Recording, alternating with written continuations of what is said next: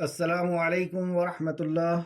الحمد للہ ان الحمد للہ نحمده ونستعینه ونستغفره ونعوذ باللہ من شرور انفسنا ومن سیئات اعمالنا من يهده الله فلا مضل له ومن يضلل الله فلا هادي له واشهد ان لا اله الا الله واشهد ان محمدا عبده ورسوله رب اشرح لي صدري ويسر لي امري واحلل عقدۃ من لسانی یفقہوا قولی رب زدنی علما رب زدنی علما رب زدنی علما آمین یا رب العالمین۔ ہر قسم کی تعریف اور شکر اللہ رب العزت کے لیے لائق اور زیبا ہے، جو ساری کائنات کا خالق، مالک، مربی اور منتظم ہے، جو ساری کائنات کو وجود بخشنے والا، جو ساری کائنات کی حفاظت کرنے والا اور ہر مخلوق کی ہر ضرورتوں کا پورا کرنے والا ایک و تنہا ہے۔ درود و سلام ہو انبیاء اکرام پر، خصوصاً نبی مکرم رحمت للعالمین امام الانبیاء محمد صلی اللہ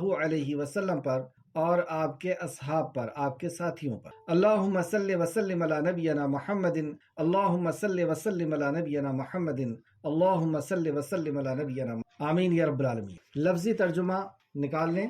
اعوذ باللہ من الشیطان الرجیم، اے اللہ ہم تیری پناہ میں آتے ہیں شیطان سے۔ اے اللہ تو شیطان کے مکر و فریب سے ہمیں بچا لے کہ وہ تیرے کلام سے ہمیں دور کر دے، تیرے دین سے ہمیں دور کر دے، تیری معرفت اور تیری توحید سے ہمیں دور کر دے۔ بسم اللہ الرحمن الرحیم، اللہ کے نام سے جو رحمان اور رحیم ہے۔ اس عظیم کام کو ہم اللہ رب العزت کے نام سے شروع کرتے ہیں، جو بڑا مہربان اور بار بار رحم فرمانے والا ہے۔ سورہ آل عمران، الف لام میم، حرف مقطعات جس کے معنی اللہ سبحانہ و تعالیٰ کے علاوہ کوئی نہیں جانتا۔ اللہ، اللہ، لا نہیں، الہ، کوئی الہ برحق، الا مگر، ہوا وہی، اللہ لا الہ الا ہوا، الحی القیوم، الحی القیوم، وہ زندہ ہے اور قائم رہنے والا ہے یا قائم کرنے والا ہے۔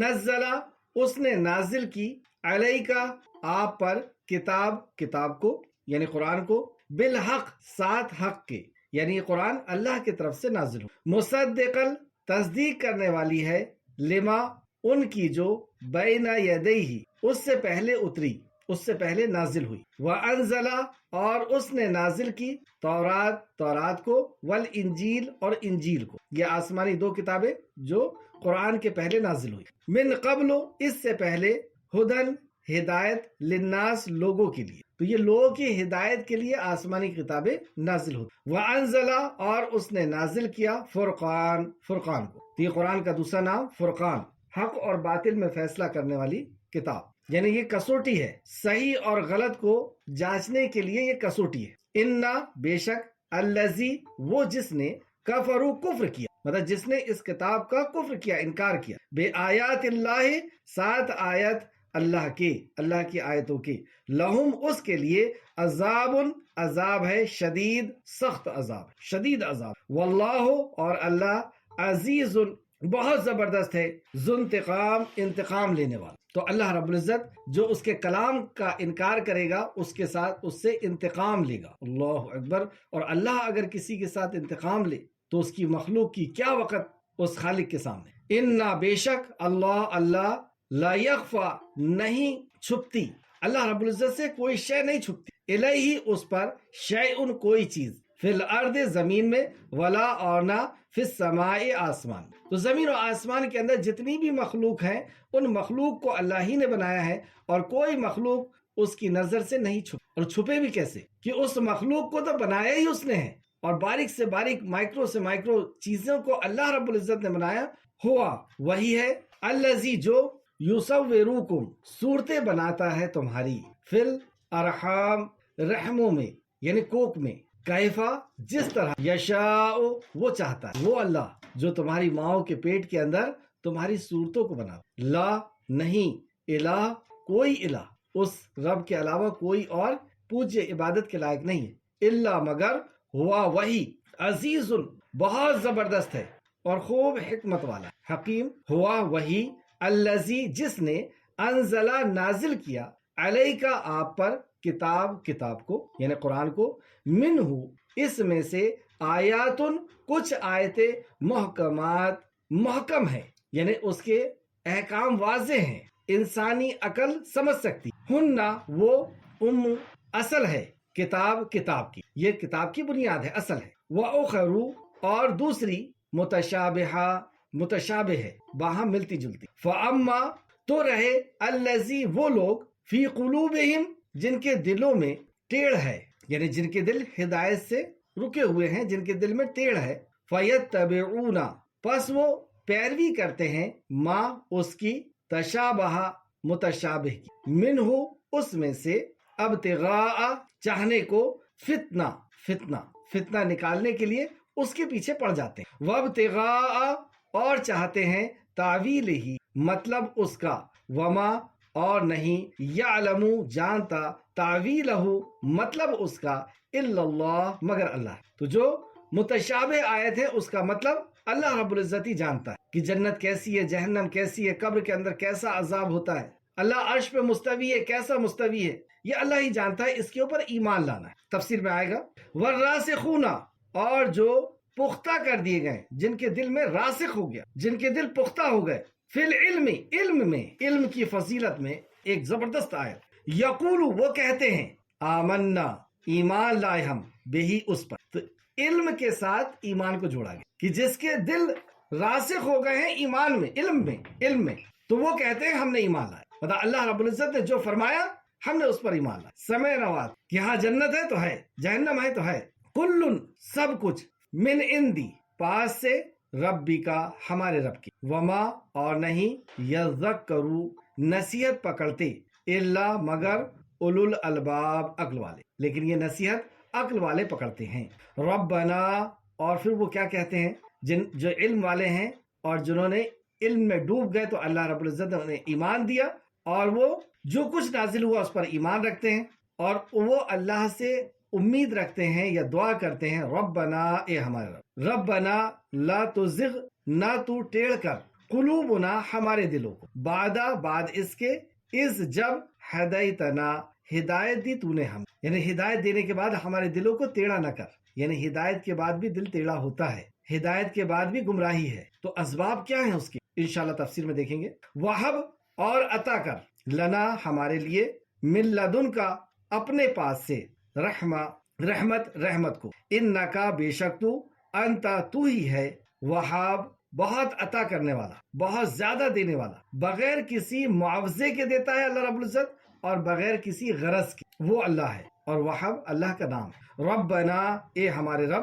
انکا بے شک تو، جمع کرنے والا ہے، الناسی لوگوں کو، لیومن ایک دن کے لیے، ایک دن تو جمع کرے گا، سب کو اکٹھا کرے گا. یہ اللہ کا وعدہ ہے اور اللہ اپنے وعدے کے خلاف نہیں کرتا. آئے تفسیر کی طرف. سورہ آل عمران مدنی سورت ہے.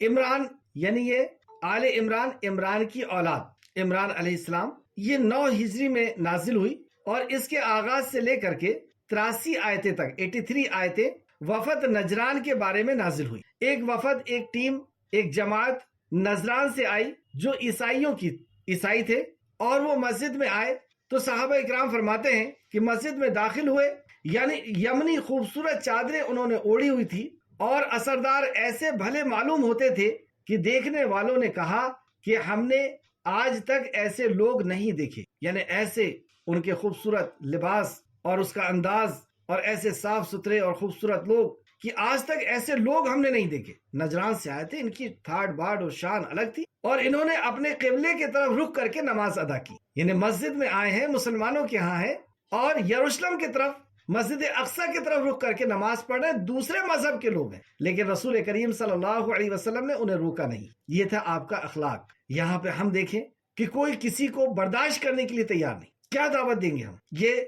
یہ لوگ جب آئے، اچھا دیکھیں دوسری بات، ٹھاٹ باٹ، ان کے لباس اور ان کا انداز دیکھ کر کے صحابہ بہت امپریس ہوئے کہ ہم نے ایسے لوگ نہیں دیکھا. خوبصورت یمنی چادریں اوڑھی ہوئی ہیں اور مسجد میں آئے، قبلے کی طرف نماز پڑھے. رسول اللہ نے ان کو کہہ دیا کہ ٹھیک ہے پڑھنے دو ان کو جس طرح سے، لیکن جیسی بات کرنا شروع کیے تو سمجھ میں آیا کہ ان کو تو خالق اور مخلوق کا فرق بھی نہیں پتا، یہ تو اپنے رب کو ہی نہیں پہچانتے. تو بعض دفعہ ایسا ہوتا ہے کہ لباس ہمارا خوب اچھا کیوں نہ ہو جائے، اصل جو چیز ہے وہ علم ہے. علم کا زیور اور علم کا لباس یہ سب سے اونچا لباس. تو یہ لوگ آئے اور نبی کریم صلی اللہ علیہ وسلم سے اپنے عقائد کو لے کر کے بات کرنے لگے رسول اللہ صلی اللہ علیہ وسلم نے توحید کی دعوت پیش کی، اور یہ ان کا جو عقیدہ ہے کہ تین میں کا ایک، یعنی عیسیٰ علیہ السلام کو بھی اللہ کا درجہ دیتے ہیں، اللہ کو بھی، اور جبرائیل علیہ السلام کو بھی، بعض دفعہ مریم علیہ السلام کو بھی۔ تو رسول اللہ صلی اللہ علیہ وسلم نے انہیں سمجھانا شروع کیا، اور یہ 83 آیتیں، امام ابن کثیر فرماتے ہیں کہ یہ آیتیں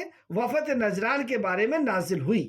تفسیر ابن کثیر جلد نمبر 1 صفحہ نمبر 583۔ اب یہ پس منظر ہم اپنے ذہن کے اندر رکھیں اس حالات کو، کہ ایک ٹیم آئی ہوئی ہے، ایک جماعت آئی ہوئی ہے جو عیسائی ہیں، نجران سے آئے ہوئے ہیں، اور ان کو سمجھانے کے لیے اللہ سبحانہ وتعالی وحی نازل فرما۔ تو سمجھانے کا انداز کیا ہے، جبکہ ان کا عقیدہ الگ ہے، اور وہاں پر آیتیں جو نازل ہو رہی ہیں ان آیتوں کے اندر کیا حکمتیں ہیں، اس کے اوپر ہم آج غور کریں کہ کیا اسٹیپس ہیں دعوت دینے کے۔ پہلے کس چیز کی دعوت دی جائے گی، پھر کس چیز کی دعوت دی جائے گی، پھر کس چیز کی دعوت دی جائے گی۔ اور ایک بہت اہم اصول جو نام سے ہی پتہ چلتا ہے، سورہ آل عمران، عمران کی اولاد، یعنی ان کی خوبی سے بات کو اسٹارٹ کیا جا رہا ہے، اللہ اکبر، ان کی برائیوں سے نہیں، ان کی خوبی سے اسٹارٹ کیا کہ تم عمران کی اولاد ہو، وقت کے نبی کی۔ جیسے کہ سورہ آل عمران آیت نمبر 33 میں اللہ نے فرمایا، اللہ نے آدم، نوح، ابراہیم کی اولاد اور عمران کی اولاد کو دنیا میں رہنے والوں کے لیے ان کو چن لیا تھا اللہ رب۔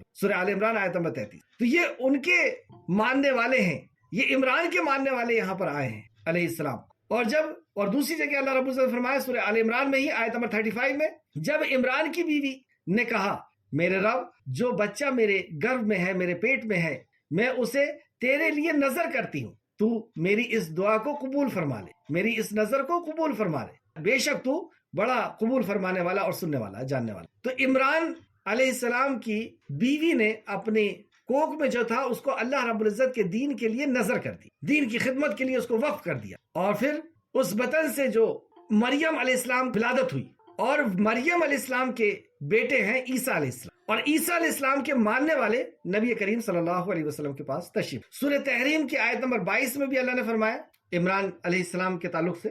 تو بتانے کا مقصد یہ ہے کہ کچھ لوگ نبی کریم صلی اللہ علیہ وسلم کے پاس 9 ہجری میں تشریف لاتے ہیں نجران سے، جو عیسائی ہیں، اور وہ نبی کریم صلی اللہ علیہ وسلم سے عقائد کے اوپر بات کر رہے ہیں، اور آگے چل کر کے بات اتنی بڑی کہ یہ لوگ اپنی بات نہیں مان رہے تھے، تو اللہ رب العزت نے مباہلے کا حکم نازل، اور یہ اس بات سے گھبرا کر کے پھر واپس لوٹی، اور بلکہ ان کے اوپر حد بھی لگائی گئی، یا ان کے اوپر ٹیکس لگایا گیا، اس کو انشاءاللہ تعالی وہ آگے آئے گا۔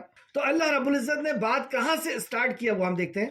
اعوذ باللہ من الشیطان الرجیم، اے اللہ ہم تیری پناہ میں آتے ہیں شیطان سے، اے اللہ تو ہمیں شیطان کے مکر و فریب سے بچا لے۔ بسم اللہ الرحمن الرحیم، اللہ کے نام سے جو بڑا مہربان اور بار بار رحم فرمانے والا ہے۔ الف لام میم، یہ حرف مقطعات ہیں جو الگ الگ پڑھے جاتے ہیں، جن کی میننگ سوائے اللہ رب العزت کے اور کوئی نہیں جانتا، اور اس کی تفسیر سورہ بقرہ کے شروع میں آ چکی۔ اللہ لا الہ الا ہوا، اللہ ہی ہے جس کی عبادت کی جائے اور اس کے علاوہ کوئی عبادت کے لائق نہیں، وہی اللہ ہے، اس کے سوا کوئی معبود نہیں، وہی اللہ ہے، اس بات، اور اس کے سوا کوئی عبادت کے لائق نہیں، یہ نفی، اور اس بات اور نفی مل کر کے توحید بنتا ہے کہ وہ اللہ ہے جس کے علاوہ کوئی عبادت، لا الہ، کوئی الہ نہیں، الا اللہ، مگر اللہ، جس کو پڑھ کر کے ہم اسلام میں داخل ہو اسی توحید کے اقرار سے۔ اللہ کے علاوہ کوئی عبادت کے لائق نہیں، سب سے پہلی دعوت یہ دی گئی، شروع یہاں سے کیا گیا۔ نماز، روزہ، حج، زکوٰۃ، لباس، اس سے نہیں کیا، یہی سارے انبیاء کی دعوت کا اصول رہا ہے، اور اللہ رب العزت نے اسی اصول کے ساتھ نازل بھی کیا۔ تو اللہ کے علاوہ کوئی عبادت کے لائق کیوں نہیں، اس بات کو بتانے کے لیے اللہ رب العزت نے اپنی 2 آیتوں کو یہاں پر نازل کیا، اور 2 صفات کو۔ کیوں نہیں ہے؟ کیونکہ وہ الحی القیوم ہے، وہ حی ہے، یعنی ہمیشہ سے اور ہمیشہ رہنے والا، یعنی عبادت کا حقدار صرف وہی ہو سکتا ہے جس کو موت نہ ہو، جو پیدا ہونے کے لیے محتاج نہ ہو، اور تم جس کی عبادت کرتے ہو وہ عیسیٰ علیہ السلام، جو پیدا بھی ہوئے اور جو ہمیشہ سے نہیں تھے اور نہ ہمیشہ رہنے والے۔ کل نفس ذائقۃ الموت، ہر نفس کو موت کا مزہ چاہیے، تو جس کو موت ہو وہ عبادت کے لائق نہیں، یا اس کی عبادت، یہ خالق اور مخلوق کا فرق بتایا جا رہا ہے، کریٹر اور کریشن کا فرق بتایا جا رہا ہے، کہ وہ خالق ہے، وہ ہمیشہ سے اور ہمیشہ رہنے والا ہے، اور قیوم ہے، خود قائم ہے اور قائم کرنے والا ہے۔ عیسیٰ علیہ السلام کو اس نے قائم کیا، اور جتنے بھی باطل معبود ہیں جن کی عبادت کی جاتی ہے اللہ کے علاوہ، وہ سب پیدا ہونے کے لیے بھی محتاج تھے، قائم رہنے کے لیے بھی محتاج ہے، اور آخرکار پھر وہ فنا ہو جاتے ہیں۔ دنیا کی ہر مخلوق قائم ہونے کے لیے محتاج ہے۔ تو سب سے پہلے جو دعوت دی گئی وہ توحید کی دعوت دی گئی، اور کیوں اللہ عبادت کے لائق؟ وہ بتایا گیا، کیوں اللہ کی عبادت کی جائے وہ بتایا گیا۔ صرف 2 صفت سارے باطل معبود کو ختم کر دیتی، اور بلکہ ایک ہی بات کہ وہ حی ہے، اور جو حی ہو، جو ہمیشہ سے اور ہمیشہ رہنے والا ہو، عبادت صرف اسی کی ہو سکتی، کیونکہ وہی ضرورتوں کو پوری کرتا ہے اور کرتا رہا ہے اور کرتا رہے گا۔ جو خود مر جائے تو پھر مخلوق کا کیا ہوگا؟ جو اب قیوم، جو قائم ہونے کے لیے محتاج نہیں، اور جبکہ وہ خود قائم کرنے والا ہے، دنیا کی جتنی بھی مخلوق ہے ان کو اسی نے قائم کیا۔ تو یہ اسم اعظم بھی ہے، اللہ رب العزت کے یہ نام اسم اعظم ہے، جن کے ذریعے سے جو دعا کی جاتی ہے اللہ رب العزت اس کو شرف قبولیت سے نوازتا ہے، یعنی اس دعا کو قبول کرتا ہے۔ اور یہ صفات سورہ بقرہ میں بھی ہم پڑھ کے آ چکے ہیں، اور سورہ طٰہٰ میں بھی ہے، یہ 3 جگہ اس کا ذکر ہے۔ آیت نمبر 3، نزل علیک الکتاب بالحق مصدقا لما بین یدیہ وانزل التوراۃ والانجیل، اسی نے آپ پر حق کے ساتھ کتاب نازل فرمائی۔ دوسری دعوت اسی نے آپ پر، آپ صلی اللہ علیہ وسلم، دوسری دعوت رسالت کی، آپ کے مقام و مرتبے کو بتائے گی کہ آپ پر نازل کیا گیا ہے قرآن کو، تیسری دعوت کتاب کی، قرآن کی۔ پہلے اللہ رب العزت پر ایمان کی دعوت، پھر رسول اللہ صلی اللہ علیہ وسلم کے اللہ کے رسول ہے اس بات پر ایمان کی دعوت، اور پھر یہ کتاب اللہ کی طرف سے نازل ہوئی ہے، جو بیان ہو رہا ہے وہ اللہ رب العزت کی طرف سے بیان ہو۔ یہ کتاب کا نازل کرنے والا اللہ رب العزت، قرآن کا تعارف پیش کیا، اور رسول اللہ صلی اللہ علیہ وسلم کا بھی تعارف ہو گیا کہ آپ پر یہ نازل ہوئی ہے، یعنی یہ آپ جو ہے اللہ کے رسول ہیں صلی اللہ علیہ وسلم۔ تو دعوت کا پہلا اصول توحید، رسالت اور اللہ کے کلام کی معرفت کرانا، اللہ کی معرفت، اللہ کے رسول کی معرفت، کتاب کی۔ اور یہ کتاب کے نازل ہونے کا مقصد بھی بتایا گیا، جو اپنے سے پہلے کتاب کی تصدیق کرنے والی ہے۔ اب انہیں بتایا جا رہا ہے کہ جو تمہارے پاس کتاب ہے اس کی یہ تصدیق کرتی ہے، یہی تو اصول ہے۔ اللہ رب العزت نے جتنی مخلوق کو پیدا کیا ہے دنیا کے اندر، اس میں 2 قسمیں ہیں۔ ایک مخلوق وہ ہے کہ جن کو پیدا کیا اور جن کا دستور حیات، زندگی جینے کا طریقہ ان کے ذہن کے اندر فیٹ کر دیا، ان کے ذہن کے اندر ڈال دیا کہ تمہیں یہ کرنا ہے، یہ کرنا ہے، یہ کرنا ہے، یعنی ہدایت عطا فرما دی۔ جیسے سورہ طٰہٰ آیت نمبر 50 کے اندر اللہ نے فرمایا کہ وہی اللہ ہے جو مخلوق کا اندازہ ٹھہراتا ہے اور اسے زندگی جینے کی ہدایت دیتا۔ تو ساری مخلوق کو، سورج ہو، چاند ہو، پیڑ ہو، جانور ہو، ان سب کو پتا ہے کیا کھانا ہے، کیا نہیں کھانا، کیا پینا ہے، کیا نہیں پینا، کیسے رہنا، کہاں رہنا ہے۔ لیکن ایک دوسری مخلوق ہے جو انسان ہے، انسان کے اندر اللہ رب العزت نے ان کو مکلف نہیں کیا کہ تمہیں یہی کرنا ہے، یا انہیں ہدایت نہیں دیا، اس کو انبلڈ نہیں کیا۔ ان کی ہدایت کے لیے اللہ رب العزت نے وقتاً فوقتاً اپنے انبیاء علیہ السلام کو منتخب کیا، ایجدود کو پہنچایا یا پروفٹ کو پہنچایا، اور ان کے ذریعے سے اللہ رب العزت نے ان کا دستور حیات، ان کا زندگی جینے کا طریقہ نازل کرتا رہا، اور ایک نبی دوسرے نبی کی خبر دیتے رہے، اور ایک کتاب دوسری کتاب کی خبر دیتے رہی۔ عیسیٰ علیہ السلام جانے کے پہلے بتا دیے کہ میرے بعد فلاں نبی آنے والے، فلاں وہ رہیں گے، جگہ رہیں گے، ان کا نام کیا ہوگا، ان کے والدین کا نام کیا ہوگا، کہاں پر وہ رہیں گے، ان کی کیا صفات ہوگی، ان کے ساتھیوں کی کیا صفات ہوگی، بے شمار پیشن گوئی عیسیٰ علیہ السلام نے کر کے گئے، اور ان کی کتاب کے تعلق سے بھی بتا کر کے چلے گئے۔ تو ایک نبی دوسرے نبی کی خبر دے کر کے جاتے ہیں، ایک کتاب دوسری کتاب کی خبر دے کے جاتی ہے کہ اب ہمارے بعد فلاں کتاب آنے والی ہے، یا یہ کتاب بتا دیتی ہے کہ وہ کتاب بھی اسی کا حصہ ہے، اسی وحی کا حصہ ہے۔ یہ ایک سسٹم اللہ رب العزت کا آدم علیہ السلام پہلے انسان سے چلا رہا ہے، کہ پہلا انسان ہی اللہ رب العزت نے میسنجر بنایا، پروفٹ بنایا، نبی بنایا، اور پھر وہ سلسلہ چلا آیا۔ جب جب انسانیت کے اندر بگاڑ پیدا ہوا، اللہ رب العزت نے ایک نبی کا انتخاب کیا، سلیکٹ کیا نبوت اور رسالت کے لیے، اور ان کے اوپر اپنی وحی نازل کر کے اور انسانیت تک پیغام کو پہنچایا۔ تو انہیں بتایا جا رہا ہے کہ یہ کتاب اللہ کی طرف سے نازل ہوئی، اور جو اپنے سے پہلی کتاب کی تصدیق کرنے والی ہے، یعنی تورات اور انجیل کی بھی تصدیق کرتی ہے، اور آگے وضاحت کر دی، اور اس نے تورات اور انجیل کو نازل کیا۔ تو جس نے تورات اور انجیل کو نازل کیا، تم تورات پر ایمان رکھتے ہو نا، تم انجیل پر ایمان رکھتے ہو نا، اسی نے یہ کلام کو نازل کیا۔ لیکن اس کے جان لینے کے بعد، پہچان لینے کے بعد انہوں نے انکار کیا۔ تو اللہ نے فرمایا اچھا اس کو نازل کیوں کرتا رہا اللہ رب العزت، تورات انجیل کو یا انبیاء علیہ السلام کو کیوں مبعوث کیا؟ من قبل ھدی للناس وانزل الفرقان، اس لیے اس سے پہلے لوگوں کی ہدایت کے لیے، اور اس نے فرقان کو نازل کیا۔ اس سے پہلے لوگوں کی ہدایت کے لیے نازل کیا اس کو، اور اسی نے فرقان کو نازل کیا، یعنی یہ ہدایت کے لیے آئی ہے، یہ ہمارا زندگی جینے کا طریقہ ہے، یہ دستور حیات ہے۔ اس کو چومنے کے لیے، قسم کھانے کے لیے، دم نکالنے کے لیے کسی انسان کا، یا پلیتے بنا کر کے جلا دینے کے لیے نازل نہیں کیا۔ کوئی دوسری قوم اگر جلائے تو اس کے لیے کیا نہیں ہوتا، پوچھو یہ پلیتے میں کیا جلاتے ہیں، استغفر۔ تو یہ قرآن ہدایت کے لیے نازل ہوا ہے، ہدایت کے لیے۔ یہ تھا ہمارا دستور حیات کہ کیا تمہیں کھانا ہے کیا نہیں کھانا، کیا پینا ہے کیا نہیں پینا، کیا پہننا ہے کیا نہیں پہننا، کیا بولنا ہے کیا سوچنا ہے، تمہارے اخلاق کیسے ہوں گے پڑوسی کے ساتھ، تمہارے اخلاق کیسے ہوں گے مدعو کے ساتھ، تمہارے اخلاق کیسے ہوں گے والدین کے ساتھ، تمہارا کاروبار کیسا ہوگا۔ یہ پوری زندگی جینے کا یہ طریقہ تھا۔ یہ اس لیے نازل کیا، اس لیے کہ پہلے لوگوں کی ہدایت تھی، اور یہ فرقان ہے، یہ حق اور باطل کو فیصلہ کرنے والا یہ ایک کسوٹی ہے۔ ہر چیز کی ایک کسوٹی ہوتی ہے۔ لکوڈ کو ناپنے کے لیے لیٹر بنایا گیا، خشک چیز کو ناپنے کے لیے باٹ بنایا گیا، بخار کو ناپنے کے لیے تھرمامیٹر، اور صحیح اور غلط کو کیسے ناپا جائے گا، کون ناپے گا کہ کیا صحیح ہے کیا غلط ہے؟ وہ تمہارا خالق کائنات، وہ نیلے گگن کا سوامی، وہ ساری کائنات کا مالک، جس نے انسان کو، جانور کو اور ہر مخلوق کو جس نے پیدا کیا، جس نے کان آنکھ اور دل دیا، وہ رب بتائے گا کہ تمہارے لیے کیا صحیح ہے کیا غلط، وہ بتائے گا کہ تمہارے بیچ میں کیا صحیح ہے اور کیا غلط ہے، تمہارا کون سا عقیدہ صحیح ہے اور کون سا غلط ہے، تمہارا کون سا عمل صحیح ہے اور تمہارا کون سا عمل غلط ہے۔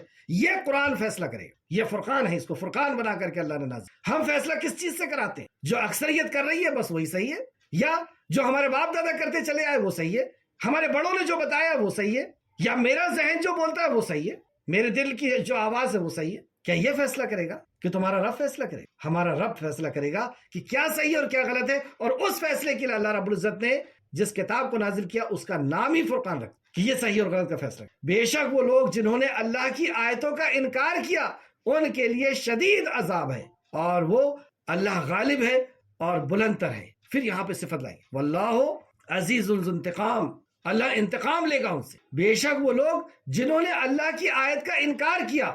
اب یہ جو وفد آ کر کے بیٹھا ہوا ہے، جو ٹیم، جو جماعت آ کر کے بیٹھی ہوئی ہے نجران سے عیسائیوں کی، یہ اللہ کے کلام کا انکار کر رہے ہیں نا، تو پہلے اللہ کا تعارف پیش کیا گیا، اللہ کی وحدانیت کو بتایا گیا، توحید کی دعوت دی گئی، اور کیوں اللہ عبادت کے لائق وہ بتا دیا گیا اللہ کی اسماء الحسنہ کے ذریعے سے، یعنی توحید ربوبیت، پھر توحید اسماء الحسنہ، پھر اللہ کے نبی کا تعارف، قرآن کا تعارف، اور اس کے بعد اب انہیں بتایا جا رہا ہے کہ یہ وہ کتاب ہے جو تمہاری کتاب کی تصدیق کرتی ہے، یعنی یہ وہی ہے جو اس کے پہلے بھی عیسیٰ اور موسیٰ کے اوپر نازل ہو چکی، اسی وحی کا حصہ ہے، یا وحی سے نازل ہوئی ہے جہاں سے اللہ رب العزت کی طرف سے نازل ہوئی ہے۔ اور جو اس کا انکار کرے گا، اب تم نے سمجھ لیا، جان لیا، اور اس کے بعد اگر تم انکار کرو گے تو سن لو، بے شک وہ لوگ جنہوں نے اللہ کی آیتوں کا انکار کیا ان کے لیے شدید عذاب ہے، سخت ترین عذاب ہوگا تمہیں۔ اور یہاں پہ یہ نہیں بتایا گیا کہ آخرت میں ہی عذاب ہو، بس عذاب ہوگا۔ اور دنیا نے دیکھی کہ دنیا میں ان کے اوپر کس طریقے سے عذاب آئے، جنگ احد کی شکل میں، بدر کی شکل میں، اور بھی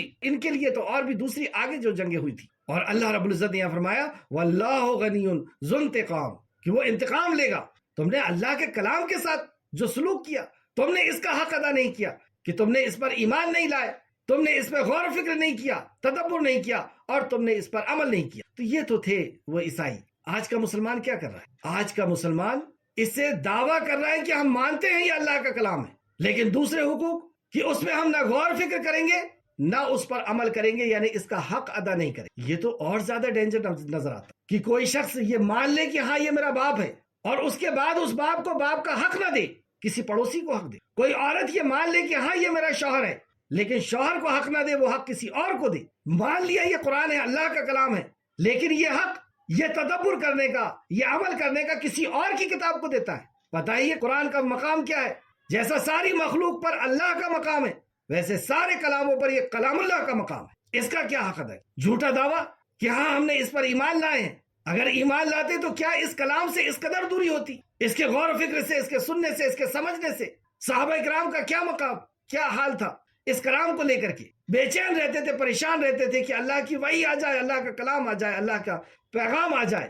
اور تلواروں کے سائے کے نیچے دیکھ لیں آپ مکی زندگی اٹھا کر کے دارالارقم میں کس طریقے سے چھپ چھپا کر کے جایا کرتے تھے، اور راتوں میں کس طرح کھنڈر میں اکٹھا ہوتے تھے، اور حضرت علی آ کر کے ان کو کلام سناتے تھے کہ یہ رات میں نازل ہوا، یہ تمہارے رب کی طرف۔ تو موت کو کفن باندھ کر کے اللہ رب العزت کے اس کلام کو سیکھتے ہوتے، ہم اس کلام سے کیسی؟ تو گویا کہ ہمیں کیسا یقین ہے اللہ کے کلام سے، میرے رب کا کلام ہے، اور عمل سے بھی اس کا انکار۔ تو سن لیں اللہ رب العزت کا یہ فرمان ہے کہ وہ شدید عذاب دے، اور کئی قسم کے عذاب میں آج ملوث ہے امت، دیکھ لیں آپ۔ اور اللہ نے آگے فرمایا کہ وہ ان سے انتقام بھی لینے والا۔ آیت نمبر 5، بے شک اللہ سے زمین اور آسمان میں کوئی چیز چھپی ہوئی نہیں۔ اب پھر اللہ رب العزت اپنا تعارف پیش کر، انداز دیکھیں آپ، جہاں پہ تھوڑی سی وعید سنایا، وہیں اللہ رب العزت پھر اپنے طرف بلا رہا ہے۔ اپنی معرفت کرا رہا، اپنی پہچان کرا رہا. کون ہے تیرا رب؟ تیرا رب وہ ہے کہ بے شک اللہ سے زمین اور آسمان کی کوئی چھپی ہوئی نہیں رہ سکتی. اور واقعی کیسے رہے اللہ رب العزت سے کوئی چیز چھپی ہوئی؟ کہ اسی نے تو اس کو بنایا ہے، اور جس نے اس کو بنایا ہے کیا وہ اسے نہیں دیکھ سکتا؟ باریک سے باریک کوئی چیز ہو اللہ نے اسے بھی بنایا ہے. وہ نیوٹران ہو، پروٹون ہو، الیکٹران ہو، وہ سیل ہو، ڈی این اے ہو، کتنا اس کو جسم میں رکھنا ہے، خون کے اندر کیا گردش کرے گا، کب، یہ سارا اس نے طے کیا ہے. تو وہ ایک ایک مخلوق کو اللہ رب العزت فرماتا ہے کہ وہ اس کی نظر میں، وہ اس کو جانتا ہے اور اس کی حفاظت بھی کرتا ہے، اس کی ضرورتوں کو بھی پوری کرتا ہے. تو بے شک اللہ سے زمین اور آسمان میں کوئی چیز چھپی ہوئی نہیں ہے، نہ زمین کے اندر نہ آسمان. بڑی سے بڑی مخلوق ہو یا چھوٹی سی چھوٹی مخلوق، ہر کوئی اس کی محتاج، ہر کسی کی وہ ضرورت پوری کر. اور وہ اللہ کیسا؟ اللہ اکبر، هو الذی، وہی ہے اللہ، وہی ہے جو تمہاری ماؤں کے پیٹ میں تمہاری صورتیں جیسی چاہتا ہے ویسی. کتنا قریب کر دینے والا یہ سینٹنس ہے اللہ رب العزت کہ وہ رب جس نے میری شکل کو بنا. کتنا سنوارتے ہیں ہم اپنی شکل، کتنی محبت کرتے ہیں، کتنے بار دیکھتے ہیں اس شکل کو اس رب نے بنایا. اس نے طے کیا کہ کہاں آنکھ ہوگی، کہاں ناک ہوگی، کہاں ماتھا ہوگا، کہاں بال ہوں گے، کہاں نہیں ہوں گے. آنکھ کے اوپر بال، گال میں نہیں لگایا. کتنی قیمتی چیز عطا کیا اللہ رب العزت کہ سارے جسم کو ڈھانکتے ہیں، چہرے نکھارتے ہیں، کھولتے ہیں، کیونکہ یہی دکھنے کے قابل ہے زیادہ تر. اس شکل کو اس نے بنایا ہے، اور کتنا بڑا خزانہ ہے اس کے پاس شکل کا کہ کسی کی شکل کسی کی شکل سے ملتی نہیں. اگر یہ اپنے آپ ہو رہا ہے اور ایک ہی پروسیس سے گزر کر کے ہو رہا ہے تو سب کی شکلیں ایک جیسی ہونا تھا. جیسے ہم جانوروں کی دیکھتے ہیں، سب کی شکلیں ایک جیسی، کیوں نہیں ان کی ایک جیسی شکلیں؟ کس نے طے کیا؟ اور کتنا بڑا اس کے پاس خزانہ. ان شکلوں کا، ان ساؤنڈ کا، آواز کا، ان ہڈیوں کے اوپر جو نشانات ہیں، اور وہ نشانات ہمارے چمڑوں کے اوپر آتے ہیں، اسکن کے اوپر آتے ہیں، وہ ہے تمہارا رب جس نے تمہیں 3 پردوں کے پیچھے، بتائیے ایک پردے کے پیچھے ایک کوٹری میں، جیسے اللہ رب العزت نے یہاں پہ فرمایا سورہ زمر آیت نمبر 6 کے اندر، وہی تم کو تمہاری ماؤں کے پیٹ میں ایک پیدائش یعنی ایک مرحلے، ایک اسٹیپ کے بعد پھر دوسری پیدائش میں 3 قسم کے پردوں کے پیچھے پیدا کر. 3 قسم کے پردوں کے پیچھے. آج سے 14.5 سال پہلے کون جانتا تھا کہ 3 پردوں کے بعد میں، یعنی ایک پردہ ہے اوپر کی اسکن، پھر اس کے بعد کا پردہ، پھر اس کے بعد، اور ایسی محفوظ جگہ میں اللہ سبحانہ و تعالیٰ نے رکھ کر کے، اور ایسے اندھیرے میں تمہیں تراشا ہے. اللہ، اتنی باریک تراشا. اور اس کے بعد بھی آپ دیکھیں وہاں پر بھی طے کیا اللہ رب العزت نے کہ کیا بنانا ہے. مرد ہوگا، عورت ہوگی، خوبصورتی کیسی ہوگی، جسم کو پورا جیسا ہونا چاہیے ویسا اس نے بنایا. تو وہ اللہ ہے، وہی جو تمہاری ماؤں کے پیٹ میں تمہاری صورتیں جیسی چاہتا ہے ویسی. اس کے سوا کوئی معبود نہیں. وہ غالب ہے اور خوب حکمت والا ہے. وہ غالب ہے یعنی تمہارے اوپر اور ساری مخلوق کے اوپر غالب ہے. دیکھ لیں ہمارے اوپر کیسا غالب ہے کہ ہم نہیں چاہتے کہ ہم بڑھاپے کی طرف جائیں، ہم نہیں چاہتے کہ ہمارے بال سفید ہوں، دانت ہلے، لیکن کوئی روک سکتا ہے؟ بہت بڑے بڑے ڈاکٹرز ہیں، آپ کہیے ان کو کہ میری عمر کو صرف 1 سال کے لیے روک دو، جوانی ختم ہو رہی، 1 سال کے لیے مہلت دو. روک سکتا ہے کوئی؟ وہ غالب ہے اور خوب حکمت والا ہے. یہ اسی کی حکمت ہے، کب، کہاں، کیسے پیدا کرنا ہے، کتنے دن کس کو رکھنا ہے، اور یہ ساری حکمتیں یہ اللہ رب العزت ہی حکیم ہے. تو اللہ رب العزت نے پھر اپنے بندے کو اپنے قریب کیا، اپنا تعارف پیش کیا، اور پھر اس کے بعد ایک بہت اہم بات، هو الذی انزل علیک الکتاب منہ آیات محکمات، وہی ہے جس نے آپ پر کتاب نازل کی جس میں کچھ آیتیں محکم یعنی واضح ہیں، جو اس کتاب کی اصل بنیاد ہے، جس پر عمل کرنا ہے، جو بیس ہے.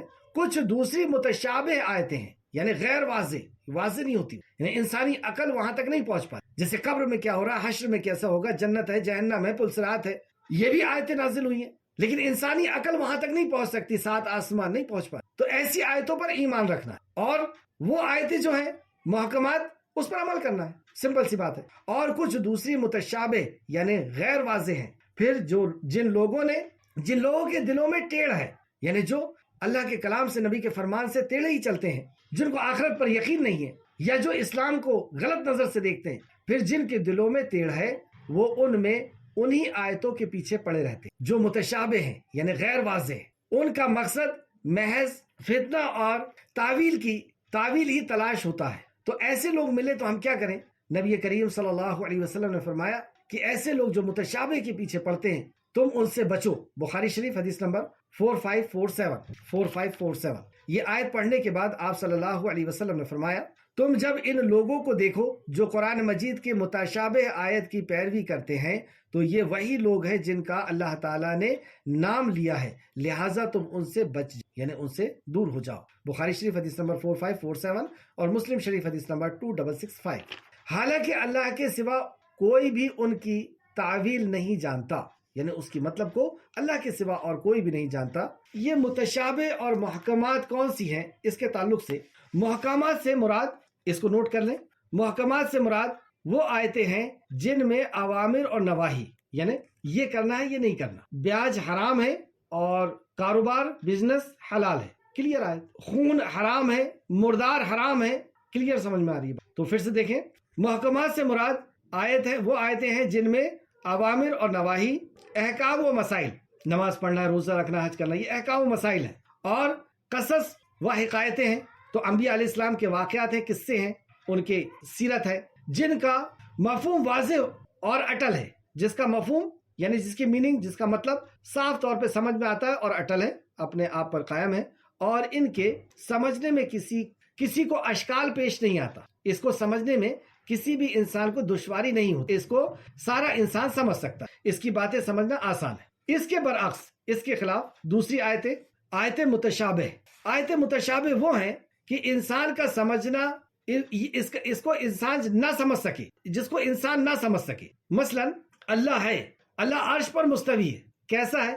ہماری عقل سے پرے ہے۔ اللہ سنتا ہے، اللہ دیکھتا ہے، اللہ عرش پر آسمان دنیا پر آتا ہے، کیسا آتا ہے ہم نہیں جانتے، تو ہماری عقل قاصر ہے، ہم نہیں سمجھ سکتے۔ اور اسی طریقے سے قضا و قدر، کہ کب کیا اللہ رب العزت نے اس دنیا کے اندر کرنا ہے، ہماری عقل اس سے قاصر ہے۔ جنت ہے، جہنم ہے، ہم نہیں جان سکتے۔ اور اسی طریقے سے بعض احادیث بھی ہوتی ہیں جو متشابہ ہوتی ہیں، جس پر ہم کو صرف ایمان لانا ہے۔ نبی کریم صلی اللہ علیہ وسلم ایک ہی رات میں 7 آسمان کی سیر کر کے آئے، جنت جہنم کو دیکھ کر کے آئے، انبیاء علیہ السلام سے ملاقات ہوئی، جبرائیل علیہ السلام کو اصل شکل میں دیکھے، یہ ہمارے عقل کے باہر کی بات، تو ہمیں اس پر ایمان لانا ہے۔ تو پتہ یہ چلا 2 قسم کی آیتیں، ایک آیت ہے وہ جس پر عمل کرنا ہے، سمعنا و اطعنا، اور ایک آیت ہے وہ جس پر ایمان لانا ہے کہ ہاں یہ ہمارے رب نے فرمایا ہے اور یہ ہمارے لیے، ہم اس پر ایمان لائیں گے۔ جیسے حرف مقطعات کہ ہاں الف لام میم یا عین سین کاف یاسین، یہ اللہ رب العزت کی طرف سے، اور اس پہ ہم کو ایمان لانا، جس کو ہماری عقل ابھی نہیں سمجھ سکتی۔ جب ہمیں اللہ رب العزت چاہے گا، جب ہم جنت میں جائیں گے یا حشر کے دن اٹھیں گے یا قبر میں اٹھیں گے، تب وہاں پر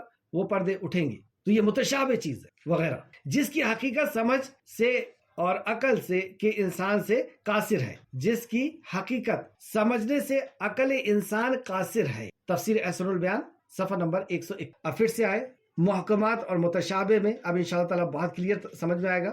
وہی ہے جس نے آپ پر کتاب نازل کی جس میں کچھ آیتیں محکم یعنی واضح ہیں، جو اس کتاب کی اصل بنیاد ہے، یعنی جس پر آپ کو عمل کرنا ہے، اور کچھ دوسری متشابہ غیر واضح ہیں۔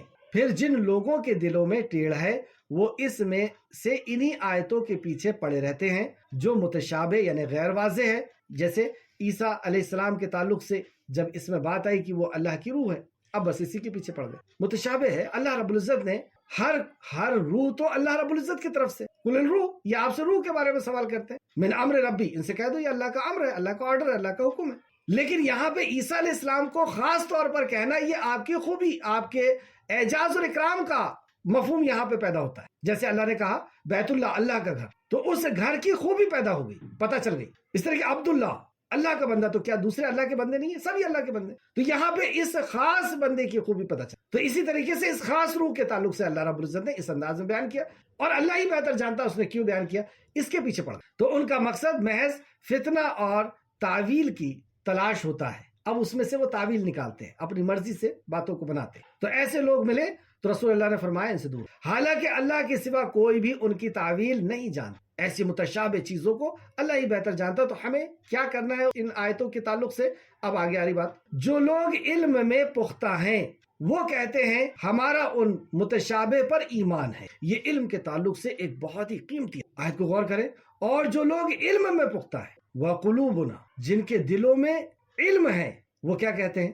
اور جو لوگ علم میں پختہ ہیں وہ کہتے ہیں ہمارا ان پر ایمان ہے۔ تو ایمان علم کے بعد آیا، علم آیا، علم میں پختگی آئی، اب اس نے ایمان کو دعوت، ایمان آیا۔ تو جس کے اندر ایمان ہے اور ایمان کتنی قیمتی چیز، کیسے آئے گا یہ، اور صحابہ کے اندر کیسے آیا تھا؟ یہی وحی نازل ہوئی، اور 40 سال تک وحی نازل نہیں ہوئی تھی جب نبی کریم صلی اللہ علیہ وسلم مکہ میں تھے. آپ کی پیدائش سے 40 سال مکہ کے اندر کوئی چینج آیا تھا؟ کوئی انقلاب آیا تھا؟ کوئی بدلاؤ آیا تھا؟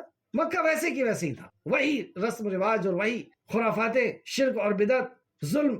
لیکن جیسی قرآن نازل ہونا شروع ہوا اور یہ علم جب حاصل کرنا جس نے قبول کر لیا، جس نے اس علم کو اپنے گلے لگا لیا، ان کی زندگیوں کے اندر انقلاب آنا شروع، اور وہی رضی اللہ عنہ و رضوا عنہ بنے. تو یہ علم آیا اور اس علم پہ جو مضبوط ہوئے ان پر ایمان لایا. اور یہ سب تو وہ کیا کہتے ہیں جو ایمان والے ہیں، وہ ان متشابہ آیتوں کے تعلق سے کیا کہتے ہیں؟ یہ سب ہمارے رب ہی کے طرف سے ہے، اور نصیحت تو عقل مند ہی قبول کرتے. تو یہ کیا کہتے ہیں؟ یہ ہمارے رب کے طرف سے. جیسے جب ابوبکر صدیق کے سامنے یہ بات پیش کی گئی کہ تمہارے صاحب تو یہ کہتے ہیں کہ ہم راتوں رات ساتوں آسمان کی سفر کر کے آ گئے، تو انہوں نے کہا کہ کیا رسول اللہ نے کہا ہے؟ تو اس سے سچی بات اور کچھ نہیں. یہ متشابہ بات تھی آپ کے رسول اللہ صلی اللہ علیہ وسلم، فوراً قبول کیا. جو اللہ جبرائیل علیہ السلام کو آسمان سے پہنچاتا ہے، وہ اللہ نبی کریم صلی اللہ علیہ وسلم کو آسمان پہ کیوں نہیں اٹھا سکتا؟ اللہ نے لے گیا نا، اس لیے کوئی مشکل نہیں.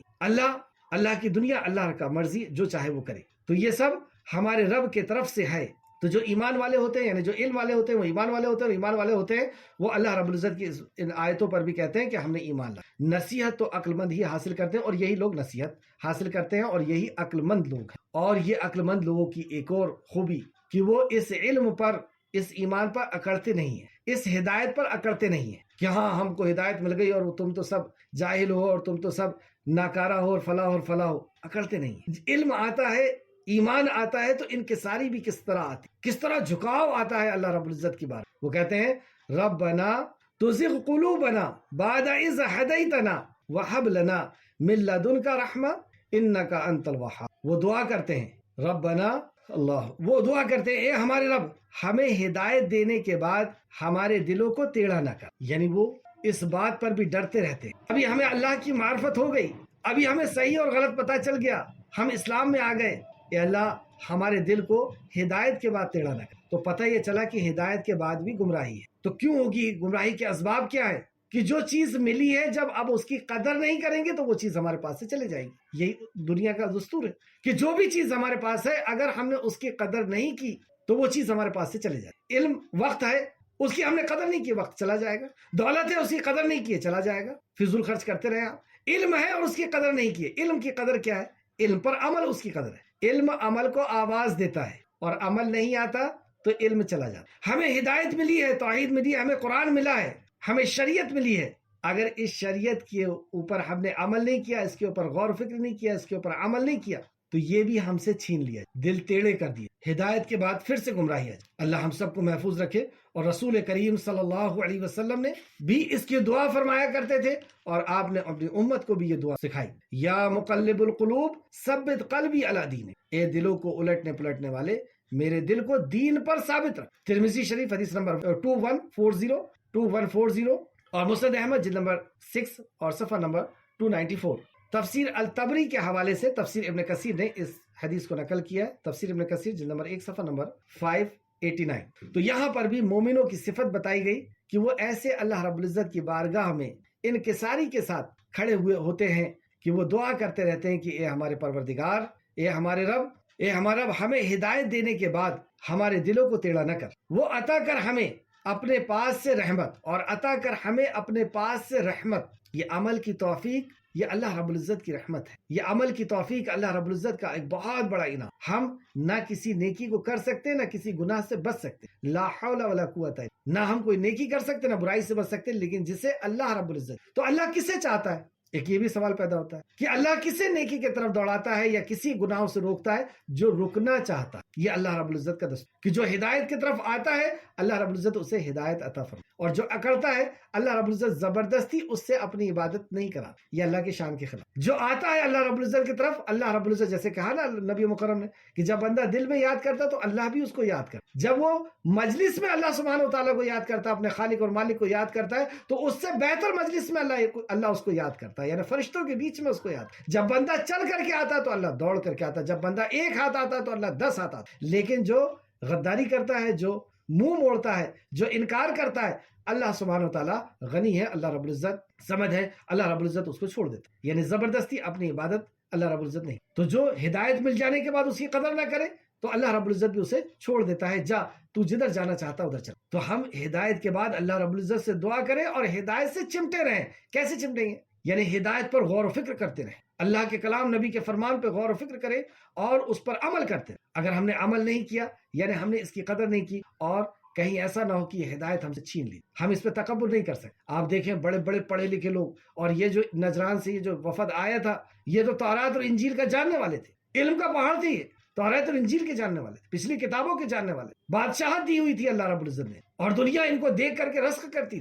لیکن اللہ نے ہدایت کو کیسی چھینا کہ اب وہ خالق اور مخلوق کے فرق کو بھی نہیں جانا. عیسیٰ علیہ السلام کو اللہ کا حق دے، وہ اللہ کے کلام کو قبول کرنے سے انکار کر رہے ہیں، وہ رسول اللہ صلی اللہ علیہ وسلم کو پہچان لینے کے بعد ان کی اطاعت کا انکار کر. یہ ہے کہ جب قدر نہیں کرو گے تو اللہ رب العزت دلوں کو بوڑ دیتا ہے. یہ دل اللہ رب العزت کی 2 انگلیوں کے درمیان اللہ اسے الٹتا پلٹ. تو ہم اگر اللہ کے دین کی قدر نہیں کریں گے، جو علم ہے اس کی قدر نہیں کریں گے یا علم کی ہی قدر نہیں کریں گے، اصل تو یہی ہوا کہ علم کی ہی قدر نہیں، تو اللہ سبحانہ وتعالیٰ ہدایت کے بعد بھی گمراہی دے دیتا ہے. تو اللہ رب العزت نے یہاں پہ یہ دعا سکھائی اور وہ کہتے ہیں کہ اللہ ہمیں ہدایت کے بعد ہمارے دلوں کو ٹیڑھا نہ کر اور عطا کر ہمیں اپنے پاس سے رحمت، بے شک تو ہی بڑا عطا کرنے والا. اے ہمارے رب تو ہی بہتر عطا کرنے والا ہے، یعنی اللہ کے علاوہ کوئی اور عطا نہیں کر سکتا. اے ہمارے رب یقیناً تو لوگوں کو ایک دن جمع کر کے رہے کرنے والا. یہ آخرت پہ دعوت. ابھی آپ نے دیکھا توحید پہ دعوت ہوئی تھی اسماء الحسنہ کے ذریعے سے، ربوبیت کی دعوت اسماء الحسنہ کو سامنے لا کر کے دکھا کر کے، پھر رسالت، پھر قرآن کے تعلق سے،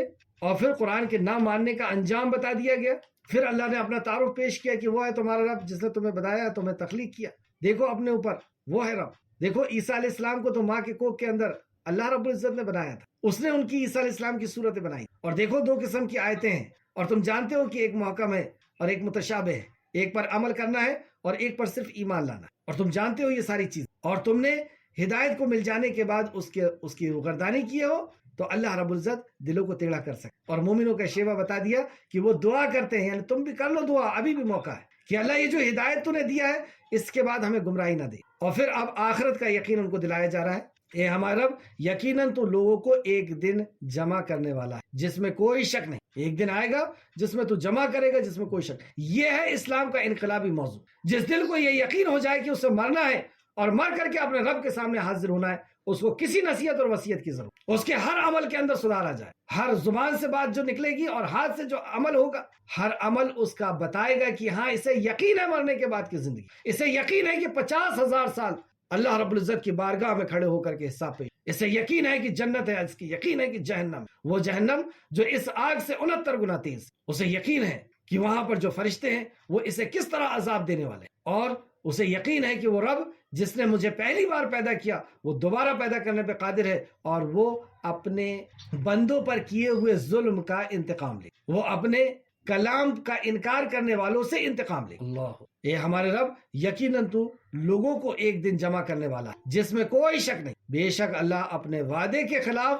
ورزی نہیں فرماتا. ان اللہ لا یخلف المیعاد. اللہ رب العزت اپنے، یہ اللہ کا وعدہ ہے کہ وہ ایک دن زندہ کرے، اور اللہ رب العزت اپنے وعدے کے خلاف نہیں. آخر میں اللہ رب العزت سے دعا ہے کہ اے خالق مالک، جو کچھ بھی ہم نے پڑھا سمجھا اس پہ ہمیں مزید غور و فکر کرنے کی تو توفیق و رفیق عطا فرما. اے اللہ جب تک زندہ رکھ اس کلام کا علم حاصل، اس کلام کے حقوق کو ادا کرنے، نبی مکرم کے حقوق کو ادا کرنے، اے اللہ اے خالق اے مالک تیرے حق کو ادا کرنے کی توفیق عطا. اے اللہ ایمان اور اخلاص کے ساتھ، عمل صالح کے ساتھ ہمیں زندہ رکھ اور ہمارا خاتمہ بالخیر فرما اور نیکوکاروں کے ساتھ ہمارا شمار فرما. اللہم صلی وسلم علی نبینا محمد، اللہم صلی وسلم علی نبینا محمد، اللہم صلی وسلم علی نبینا محمد. آمین یا رب العالمین. السلام علیکم ورحمۃ اللہ وبرکاتہ.